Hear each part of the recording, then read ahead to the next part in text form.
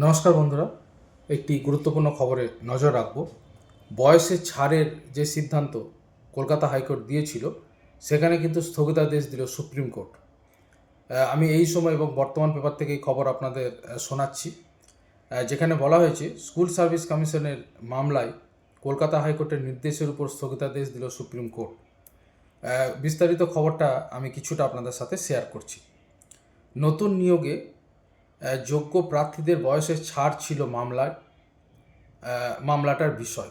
অর্থাৎ নতুন যে প্রার্থী তাদের বয়সের ছাড়ের ব্যাপারটা ছিল মামলার বিষয়। সোমবার বিচারপতি সঞ্জয় কুমার এবং বিচারপতি কে বিনোদ চন্দ্রনের বেঞ্চ, মাননীয় দুই বিচারপতির বেঞ্চ স্পষ্ট জানিয়ে দিল, আমরা কখনোই বলিনি যে যারা চাকরি পায়নি তাদের বয়সে ছাড় দিতে হবে। ওয়েটিং লিস্টে থাকা প্রার্থীদের নিয়েও কোনো নির্দেশ দিইনি। ফলে কলকাতা হাইকোর্ট এই সংক্রান্ত যে নির্দেশ দিয়েছে তার উপর স্থগিতাদেশ দেওয়া হচ্ছে। কলকাতা হাইকোর্টের নির্দেশ ছিল যে চাকরি প্রার্থীরা 2016 সালের নিয়োগ প্রক্রিয়ায় সুযোগ পাননি তাদেরও বয়সের ছাড় দেওয়া হবে। যারা অযোগ্য নন তাদের কোনো তালিকা নেই, অর্থাৎ যারা অযোগ্য নন তাদের যে তালিকা, সেই তালিকা এখনও পর্যন্ত পাওয়া যায়নি, কিন্তু বয়সের ছাড়ের ব্যাপারটা দেওয়া হয়েছিল। যেহেতু যারা সেই সময় অযোগ্য হয়েছিলেন, 2016 সালে পরীক্ষা দিয়ে চাকরি পাননি, তাদের বয়সের ছাড়ের কিন্তু কলকাতা হাইকোর্ট ছাড় দিয়েছিল, সেটা কিন্তু স্থগিত হয়ে গেল, স্টে অর্ডার দিল শীর্ষ কোর্ট। বলা হয়েছে হাইকোর্টের বিচারপতি অমৃতা সিনহা নির্দেশ দিয়েছিলেন সেই সময় 2016 সালের নিয়োগ প্রক্রিয়ায় যারা শিক্ষকতার সুযোগ পাননি অথবা ওয়েটিং লিস্টে ছিলেন কিন্তু টেন্টেড নন, তারা এসএসসির নতুন নিয়োগে বয়সের ছাড় পাবেন। আদালতের বক্তব্য ছিল যারা দাগি নন তাদের কোনো তালিকা নেই, তাই ধরে নিতে হবে নতুন প্রক্রিয়ায় শুধু তালিকায় থাকা দাগিরাই বাদ যাবেন। বাকি কেউ দাগি না হয় নিয়োগ প্রক্রিয়ায় বয়সের ছাড় পাওয়ার জন্য তারা যোগ্য, এমনটা নির্দেশ দিয়েছিল কলকাতা হাইকোর্ট। গত বছরের 3 এপ্রিল সুপ্রিম কোর্টের প্রধান বিচারপতির বেঞ্চ 2016 প্রায় 26,000 শিক্ষাকর্মী নিয়োগ প্যানেল সম্পূর্ণ বাতিল করে দিয়ে নতুন নিয়োগের নির্দেশ দিয়েছিল।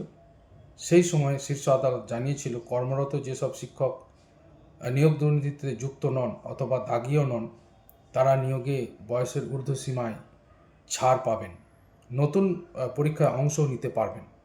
এরপরেই হাইকোর্টের দ্বারস্থ হন বেশ কয়েকজন চাকরি প্রার্থী। আদালত সূত্রের খবর, এদের বেশিরভাগই 2016 প্যানেলে ওয়েটিং লিস্টে ছিলেন, অর্থাৎ নম্বরের কারণে তারা সে সময় ইন্টারভিউয়ে ডাক পাননি, তাই নয়া নিয়োগ প্রক্রিয়ায় অংশগ্রহণে আদালতে শরণাপন্ন হয়েছিলেন তারা।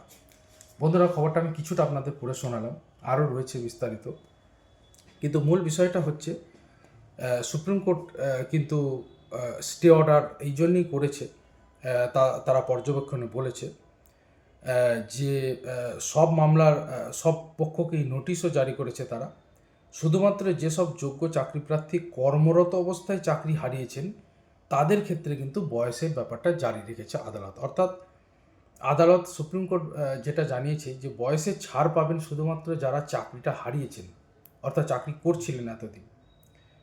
এসএসসির হয়ে সওয়াল করতে গিয়ে কল্যাণ বন্দ্যোপাধ্যায় বলেন, বয়সের ছাড় মাথায় রেখে দুজনকে সুযোগ দেওয়া হলে নতুন করে মোট 2,40,000 চাকরি প্রার্থীকে পরীক্ষায় নিতে হবে, যা নতুন নিয়োগ প্রক্রিয়াকে অনিশ্চিত ও নানাবিধ সমস্যার মুখে ফেলবে।